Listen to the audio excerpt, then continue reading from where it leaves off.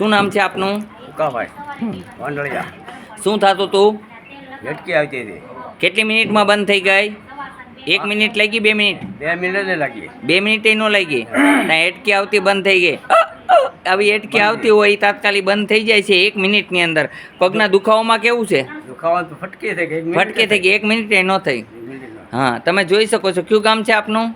વાંદળિયા. વાનડિયા. કાંઈ પૈસા તો બાપુ માગ્યા નથી ને? પૈસા માગ્યા પૈસા માંગવા ન બાપુ. તો વાંધો નહીં. બાપુ કાંઈ પૈસા માગતા નથી એટલે વળી કહેજો. તમને કેમ છે ભગવાન? આ ભાઈ સવારે આવ્યા.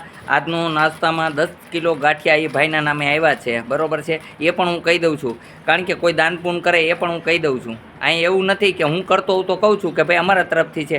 આજે એમના તરફથી છે ગાંઠિયા. લાડવા તો કાલે 20 કિલો આવી ગયા હતા, મારે મગાવ્યા હતા એટલે.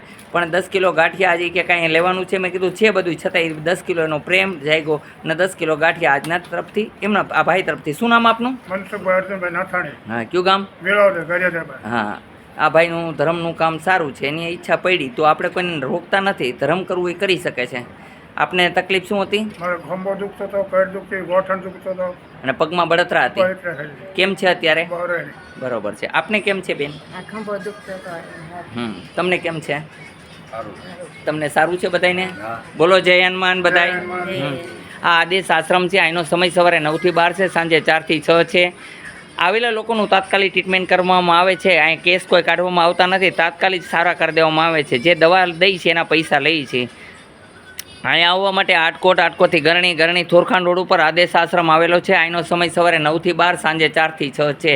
આ હનુમાનજીનું મંદિર છે. અહીં CCTV કેમેરાની સામે જ બધાને ઇલાજ થાય છે, આમ જનતાની સામે. જય હનુમાન.